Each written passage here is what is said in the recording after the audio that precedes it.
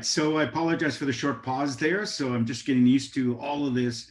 I should have used a better technology, but we're getting better at it. So again, thank you to the last group. And this is going to lead perfectly to where we were before. So that the group that Andrew and Paul and Chris Burke spoke about is about the investor acquisition. And now, I mean, you're going to have a great opportunity to meet some really great individuals who then take that and then boom, broadcast it, as they say. So we're going to demystify as well. The discussion is what is IR, what is PR, how does media fit in, and the social element as well. So, and this panel is led by one of the leading authorities. You've seen his face everywhere. And if you haven't, I encourage you to go to fintech.tv, and that is Vincent Molinari. So we're really excited. Molinari, you turned me into a squid. No, it's it's fake back for the other. I'm sorry. You are getting me back. Yeah, no, it was not intentional. I apologize. And then of course Eric FischTank and Jason Fishman. Okay, wait a minute. There's a lot of seafood here into this. I'm sorry. I had to throw that in.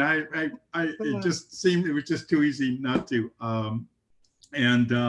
So I just want to say that obviously you heard the last panel. You see what it all involved, and you're part of that piece, right? This is part of that team sport, bringing it in. So Vincent's going to lead on this discussion with everyone. Enjoy, have fun, and we'll talk to you guys soon. Hey, Oscar, sorry, and Vince, sorry to jump in. Nick is struggling with the link. Nick, I will take care of it. Perfect. Well, maybe I'll just jump in while Nick is getting rolling. And first of all, Oscar, as always, thank you to KoreConnex, and special thanks to Danielle. Always a joy to participate in the KoreSummit. As you know, you give so generously to expanding the ecosystem, creating that education and awareness, and really building a better environment from collaboration, communication, for all of us to, as you continue to talk about, become a team sport. And I think that's really been so powerful in recent times as it's evolved to those levels of collaboration. As you know, you've been the theme throughout the day and before and after of the broker dealers working with the IR firms and PR and customer acquisition and the transfer agents, and really how it takes that team to really achieve the success that everybody looks for in the issuance. So really, thank you wholeheartedly, and delighted to participate again. Really excited about our panel. Tough panel to follow with all those great experts, but we'll do our best to transition from that and really give some what I think is wonderful about the panel of experts that we have. Is what I say is everyone here is beyond the aspirational, beyond the talk. Everyone walking the walk, and everything is actionable. The rubber meeting the road. So I think there's so much in the way of great takeaways for the viewership to hear from the experts who are actually doing and who have been there building and have real-time feedback and the actionable results. So with that, I'm just going to briefly introduce the panel, and hopefully Nick will be on by the conclusion of that. So first, Eric Fischgrund, who is the founder and CEO of FischTank, and that is a New York City-based marketing and public relations firm. Welcome, Eric. Thanks, Vince. Absolutely. And I'll save Nick to last. Hopefully he's on by then as well. Jason Fishman, who is the Senior Vice President of Digital Niche Agency, also known as DNA, which is a bit easier for me. And Jason is really a premier new media enthusiast who is focused across everything in digital channels. Nick, oh, there, perfect timing, Nick. Welcome. Nick is the founder of Marketing Results, Inc., which is an investor acquisition marketing consulting firm for capital raises.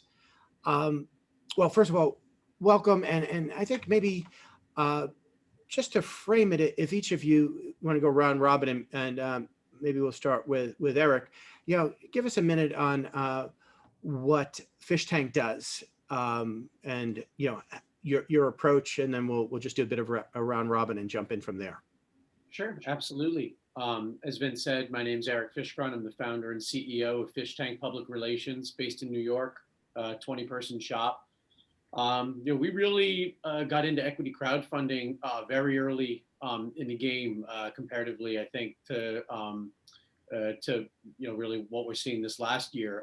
Several years ago, 2015, 2016, it was some of the early entrants to the industry. That's certainly where I met Vince.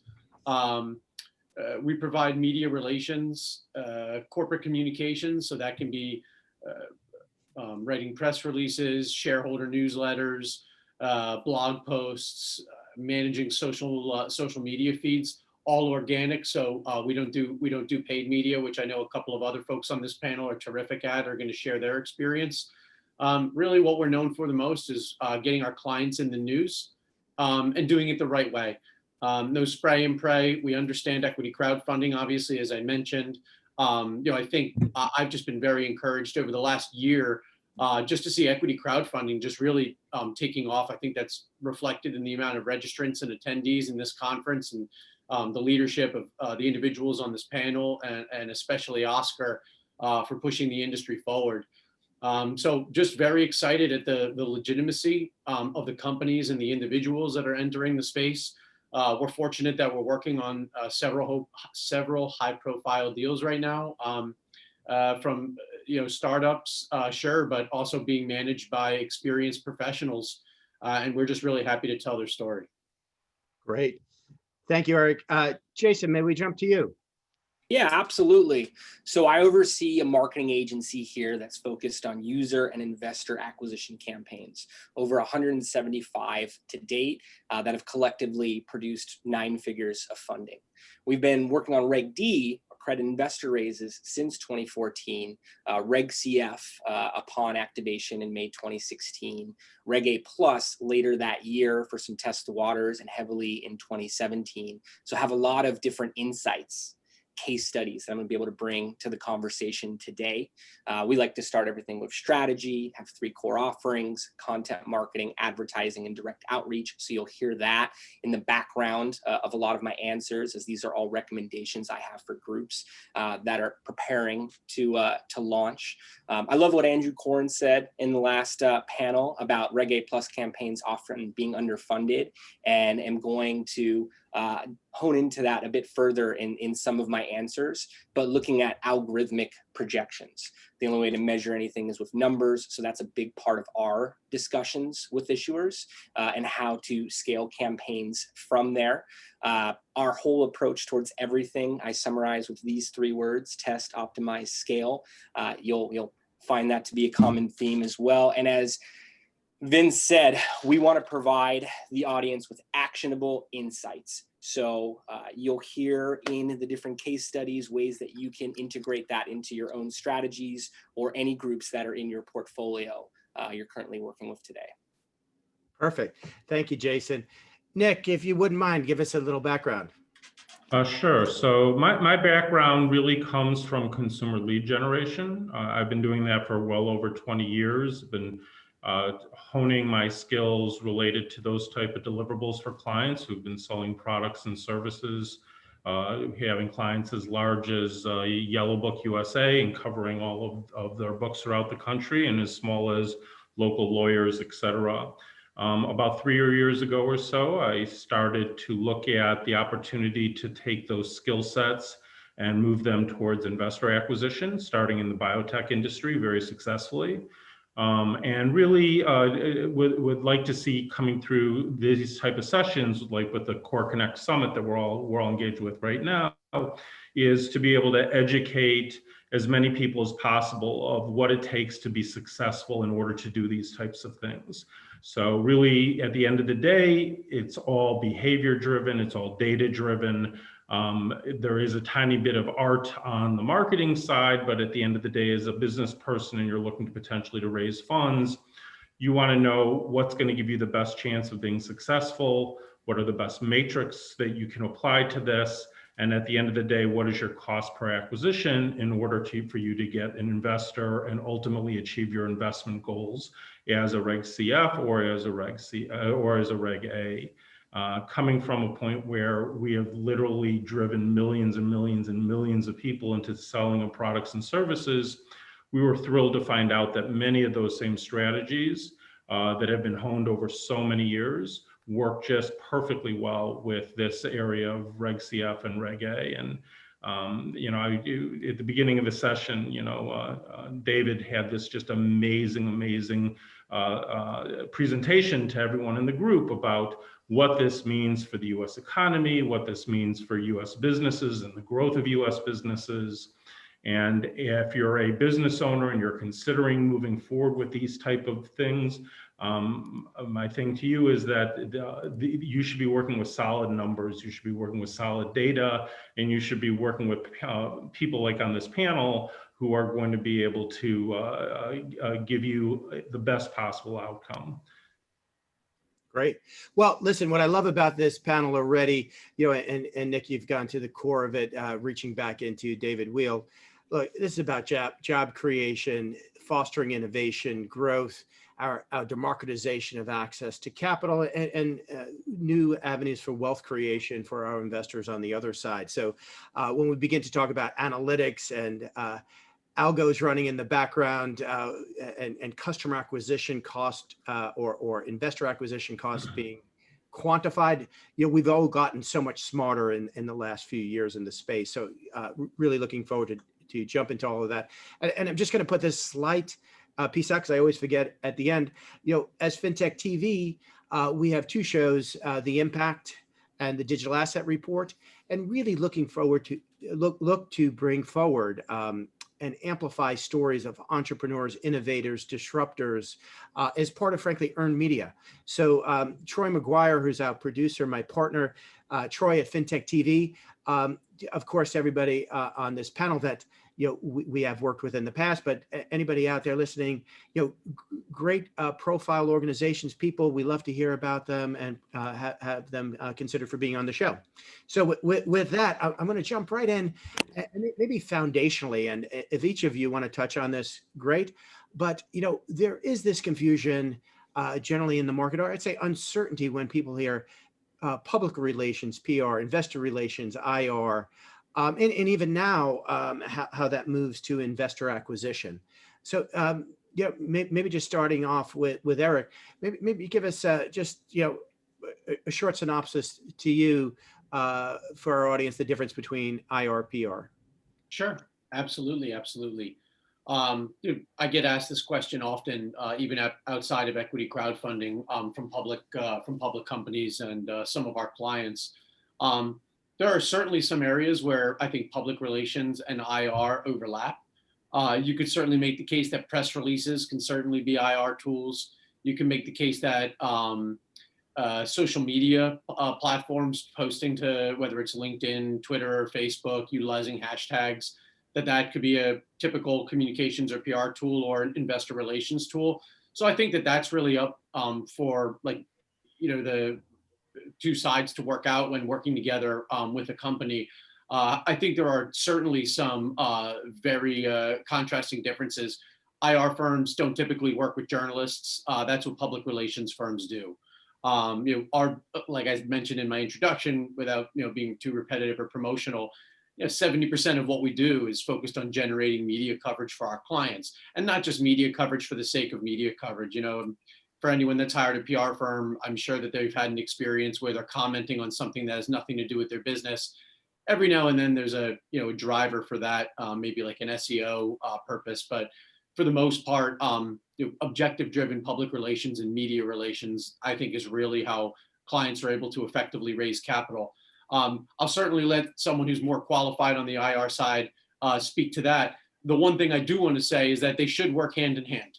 I can reflect on some experiences that my firm has had with many speakers at this conference, including Nick, but the two should work very closely. So determine your objectives. As I said, objective-driven PR.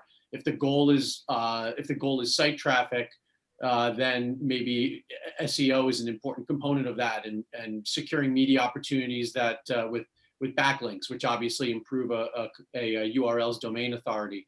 Or perhaps it's getting a client placed in, Forbes or something like that, which everybody recognizes, and then that can be used by an IR or investor acquisition team as a tool, to go out and generate interest with potential and current security holders. So I view the two as working better hand in hand. There's certainly times where my clients will reach out about IR services, and it's not something that that we do in dealing directly with them. Many IR firms also have relationships with family offices, fund managers, things of that sort. And then meanwhile, my firm's doing battle with the journalists out there and trying to compete with national news items, which is no easy feat these days. Right. Nick or Jason, you want to add to that at all? Yeah, sure. I like to picture it in a content marketing funnel, and content marketing being the creation of good, engaging content that's designed for social sharing and high authority links, coverage from publishers, from influencers, working with groups like Eric to really leverage relationships and have more of a presence there. But people don't believe what they see online, especially these days, and all types of reports of fake news being shared 6 times, 7 times more than real, authentic journalism. So the same is true with any site the audience is looking at, and they get these validators. To have social proof present in the form of PR really strengthens those upper funnel components, the awareness, the consideration aspects of the user journey. As it gets further down, mid funnel, lower funnel, that's where IR can really kick in. And I've seen amazing investor relations teams get in contact with prospective investors or even active, let's call it minimum or entry level participators, speak with them through the process and systematically increase their investment at an exponential rate, even to significant levels to surpass that. For digital marketing, we're able to support in that process. There's all types of documentation on funnel marketing, looking at 7 to 17 touch points as the timeline you should be envisioning for a conversion and investment to occur. But as I mentioned, a lot of the times now with our current clients, we're playing for second investments. We're playing for the real bottom of the funnel, which is peer-to-peer marketing, advocacy, getting an investor to share with their friends. It's a joy to us when we see the same last name of investors to follow in the days afterwards, particularly if we're paying to acquire investors from advertising, but knowing that there's a share rate and more will be coming to the table is powerful. So yes, PR, upper funnel, IR, tapping in from there. PR can be used for that lead nurturing in the process, but that's how we like to envision and recommend. Well, that's great. Yeah. And maybe Nick, if I can transition to you, I think that's teed up beautifully. If I think about your background and going from client acquisition to investor acquisition, how is the journey different? Indeed, if it is different, through the conversion funnel from client acquisition to investor acquisition, and share some of your experience there with us, if you wouldn't mind. So Eric and Jason just brought up some great points, and I agree with everything that they were saying, especially this idea that you can really get into these very exciting opportunities once someone comes into your family as an investor, where you can potentially get them to make a second or third investment, or get into a subscription of investments, or get them to turn the investment opportunity viral. These are all really, really exciting things, and a good sign of a healthy Reg CF or a healthy Reg A, and knowing that you have a good team that is behind you that is creating these type of events to occur in your raise.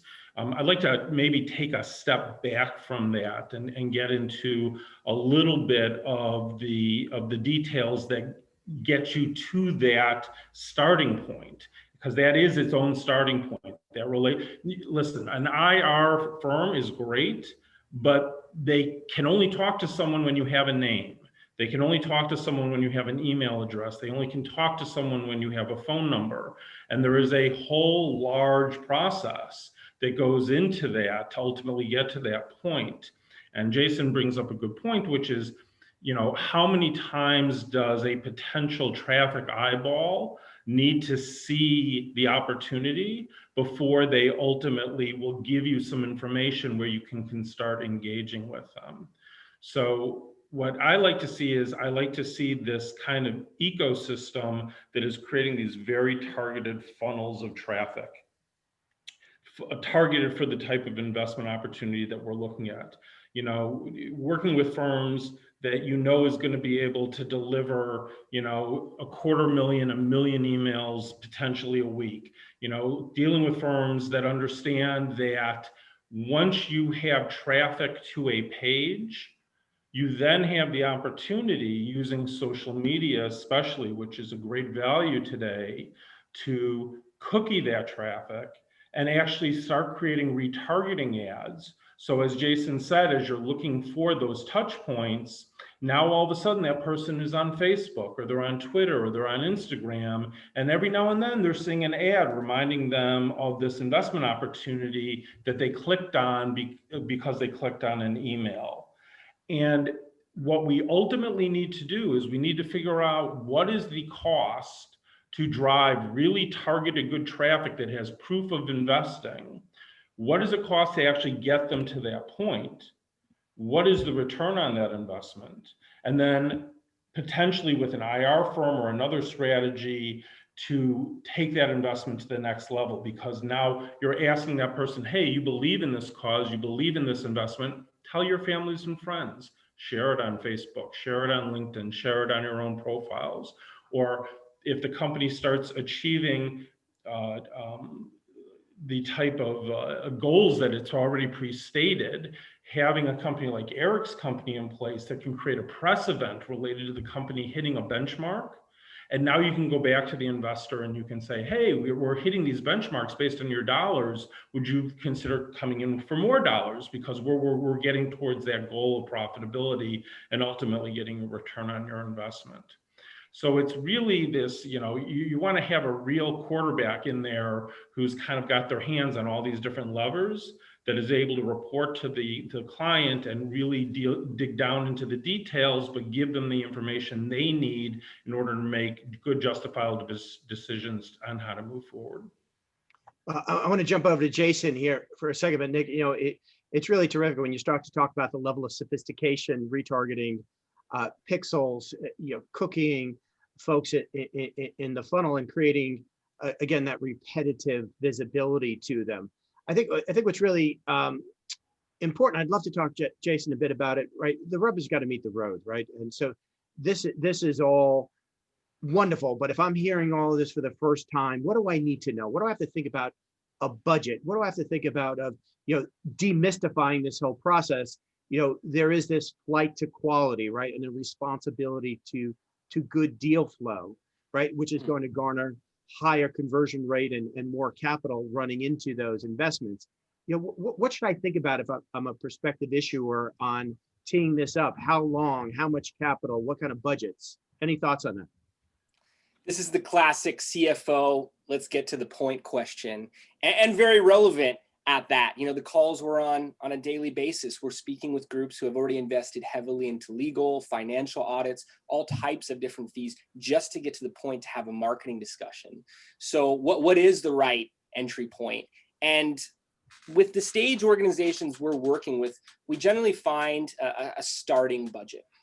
Then utilizing advertising, scale that as performance is there.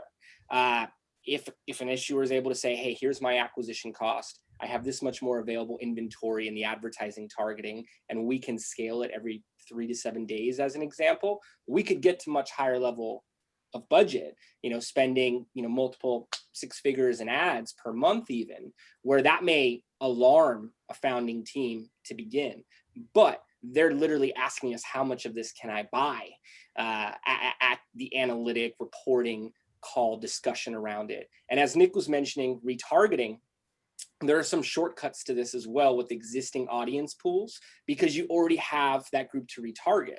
And when I was first learning about ad tech, I was taught it's all in the retargeting. The larger your retargeting pool, the stronger you can project the performance to be. So there are things like that.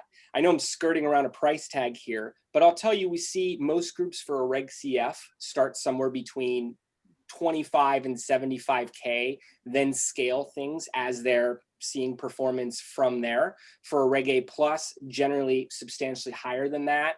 The real thing to look at here is the timeline. If a group's looking to raise 1.07 million in 60 days, they need to plan for a far more aggressive budget. Where if they're, kind of testing, seeing how it works, maybe have 10 months of their filing left, they can have a test budget and really be more assured on the use of their funds, although there's always inherent variables. So all those things are taken into consideration. Also, to go back to the retargeting one more time, your advertising is going to perform better when there's an actual retargeting pool of critical mass, when there's been 3, 4, 5 touch points. So it may be 3 weeks, it may be 6 weeks in some cases before conversions are really happening on some of these initiatives. And I really like to set the stage in the budgeting conversation around that. This isn't a game of checkers. I'm gonna throw it here. Tomorrow there'll be this, outcome. 6 months, 10 months are really the flight dates that we're looking at for a Reg A Plus campaign.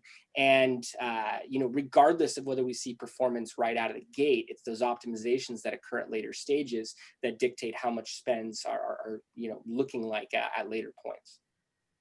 So no magic fairy dust that gets sprinkled and it happens overnight. A lot of hard work and some capital to bear to really make it fly. Hey, Eric, if I could jump in, I think, some of the things that you all do so well, I think is perhaps, the foundational elements of issuers that you work with that allow you to get some of that story out into earned media channels that then serves as this wonderful piece of content that I think fills that funnel really nicely as it goes down in those components that get to be used and reused across social. So maybe if you could speak to that process a bit. Sure, absolutely. I think that a general misconception with media relations is that it's transactional. So, okay, I pay FischTank $10,000 a month, choosing a round number, and then they pay CNBC $1,000 for an article, Wall Street Journal $2,000 for an article, someone else a couple thousand, and then they keep the rest, and it's a broker deal. That's not the case. And also just tying into the last point, the scope of work is how, or the last topic, excuse me, that Jason addressed when it comes to budget. We determine budget based on a number of things. What are the announcements, the areas of expertise?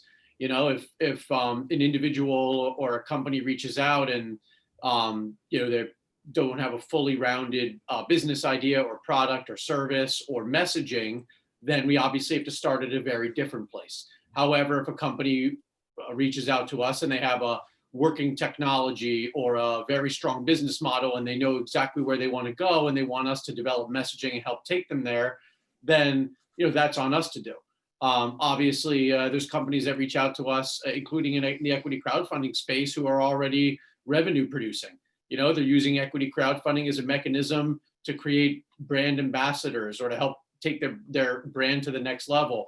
So for them, it's okay, tell us about some of your current partnerships, your sales, your actual sales funnel when it comes to producing revenue for your company. I think, when for issuers that are looking to sort of evaluate what their budget should be, they shouldn't look at it as like, how much does it cost for me to get into Forbes or something like that? It's, what are my objectives? Who am I trying to reach? What's the story I'm trying to tell? And then that's where a firm, hopefully like FischTank, comes in and can say like, okay, I understand, we understand these are your strong points. This is the messaging that you've already defined. Let's fully, flesh out that messaging and then get you there to the next level. Just my last piece, and this, probably sounds a little bit preachy, but I think that for us, the best clients to work with are the ones that understand the process. They understand thought leadership. They understand making sure that there's a message. I'm not saying wait 6 months for your first piece of media coverage. That should never happen. But understanding that a good journalist, whether it's a TV producer and a blogger, an online reporter, newspaper reporter, whoever it is, they want to get an understanding of not just, why a company wants media coverage, because that's not their job, but why it's very important to their audience. And then, because their job is to inform and educate their audience. And I think viewing it a little bit as a process, that's helped a lot of our clients. We try to emphasize that from day one and lay out, okay, this is what we want the next 90 to 120 days to look like. And then everyone should sign off on that, and away we go. Great. Nick, if we could, I'd love to have you kick off a little thoughts on data, right? This importance really where clients, consumers are becoming stakeholders, consumers and organizations that they're comfortable with and believe in.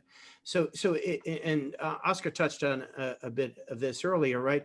This value enhancement where perhaps this a client acquisition or investor acquisition has multiple layers of value, both in the overall branding, the value of the repeat ability and that deep connectivity to that individual. Could you speak to some of that, and who actually owns that data for retargeting and re-engagement and the life cycle of that individual?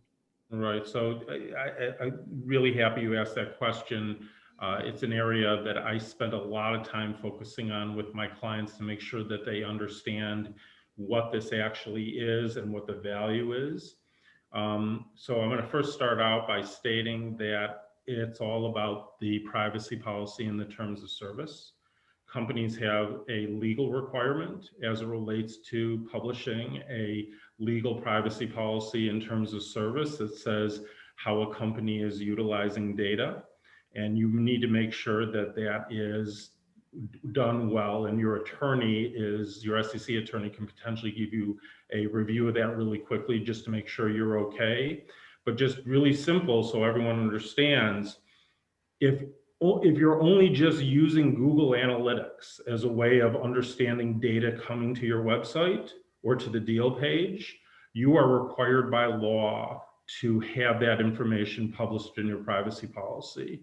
And if you are not putting that into your privacy policy, it could be very problematic for you if you get a lawsuit against your company.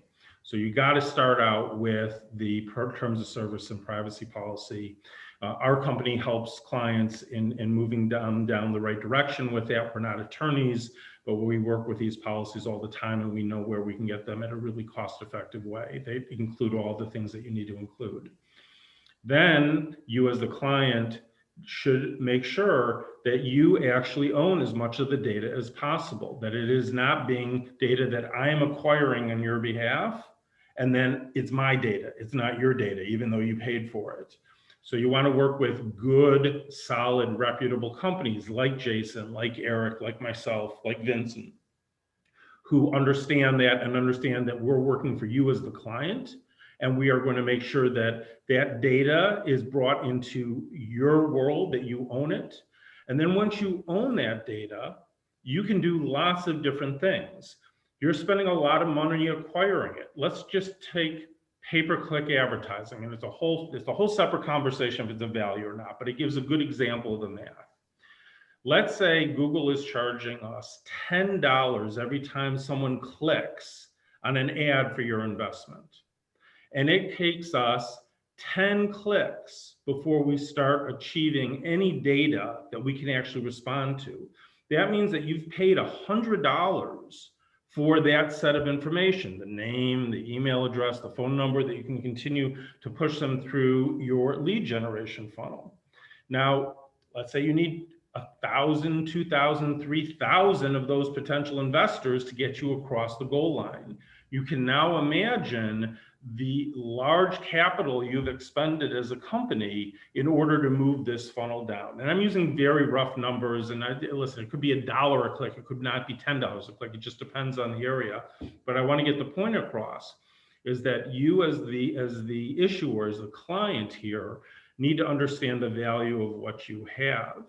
If you are using maybe a platform, maybe you're doing a Reg CF and not a Reg A, you should make sure that that platform, when they're getting data about your issue, that you are getting that data back to you, because in many cases, you're responsible for bringing that data over to the platform. And there are great platforms out there, and they're very ethical platforms out there.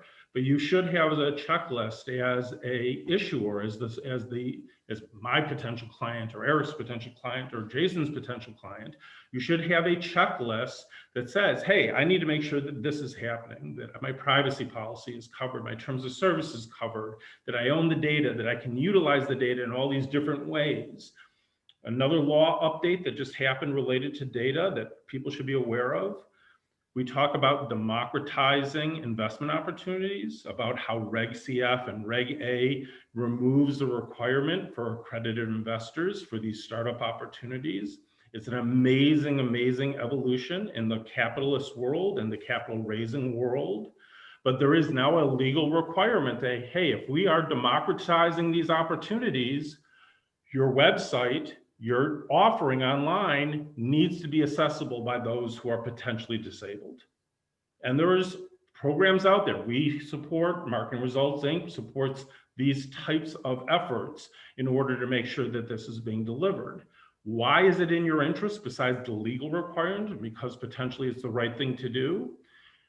Significant majority of the people that I find are interested in Reg CF and Reg A are senior citizens. It's the same people who are in AARP.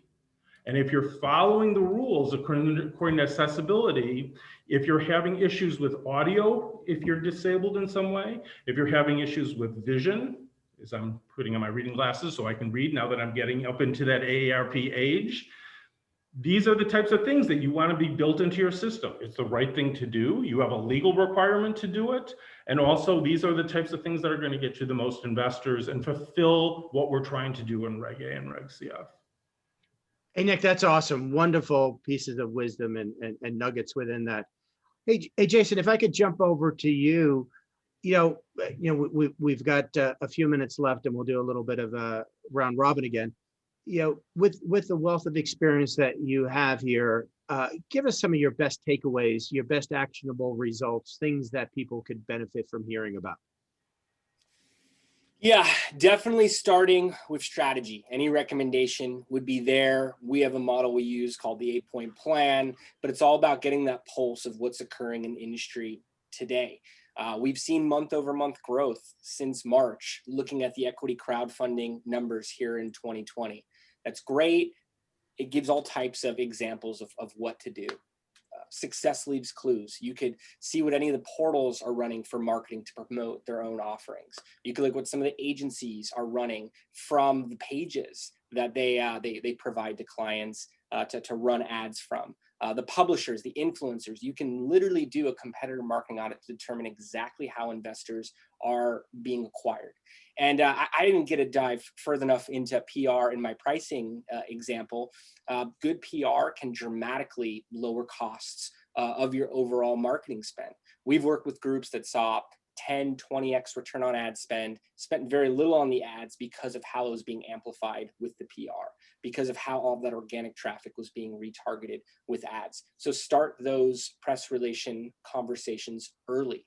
Don't wait until it's time. They take a while to develop, and leverage experts like Eric and other groups in the industry who can, get you on the phone, have you go through the right consideration. Being able to tap into those existing warm audiences has been a very present thing in the vertical over the past few months. And with some of these larger email list providers and platforms that people turn to see the best investment opportunities around the corner. And most of all, approaching this test optimized scale, look to get things to a good point, put a weekly report together where you're watching the analytics go up and down and come to the table with new ideas for audiences, messaging, or funnels. And the funnels gets into the IR aspect of it and re-engaging, bringing people back, using the data that Nick is talking about to really be able to get hold of those individuals and get them over the finish line.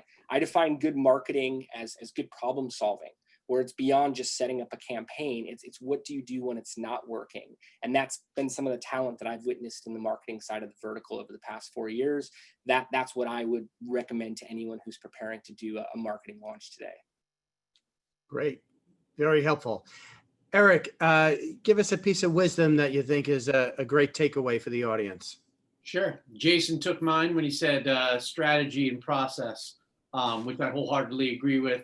I'll make mine a little bit more specific to media relations and content marketing. Focus on quality content. People can get individuals and organizations can get so caught up in putting out a press release every other day, buying, purchasing pay-for-play articles with low quality websites. You're only hurting yourself. You're only hurting your own URL in the long run. It might be helpful from a quick social media perspective for a day or two, but the long-term prize and successful capital raising in our experience has been people who put a lot of thought into their messaging, put a lot of time into speaking with journalists, not just for the purpose of getting media coverage, but for the purpose of informing their audience. If you inform a journalist's audience, you're going to get media coverage. If you write or you have a firm write thoughtful blog content, you're going to get eyeballs on your website. If you post compelling information and you're not overly promotional on social media, more people are going to engage with you and they're going to consider you an industry or thought leader, exciting company, market potential, all of those great things. Focus on quality. Most, if not the vast majority of the folks that we speak with, they've got really cool companies and really great ideas and they're innovating. And I know Vince used that word at the top of the call. If you're able to impart wisdom on your various audiences with what you're trying to do and why it's important and who it impacts, I think you're going to be successful. Great. Well, with that, gentlemen, amazing panel. Thank you for all the insights and wisdom. Oscar, I have to applaud you. I love the very polite. We don't get music letting us know that we're coming to an end. We get a few new faces popping up as our polite signal. And maybe accidentally, I think we are right on point here at 45 minutes in. So don't want to took my joke away. I was really going to go in for the Fishman, the calamari, and I had a joke and you killed it for me. And now I can't even think of it. We didn't even boil the ocean. Oh. Great work, guys. That was really well done.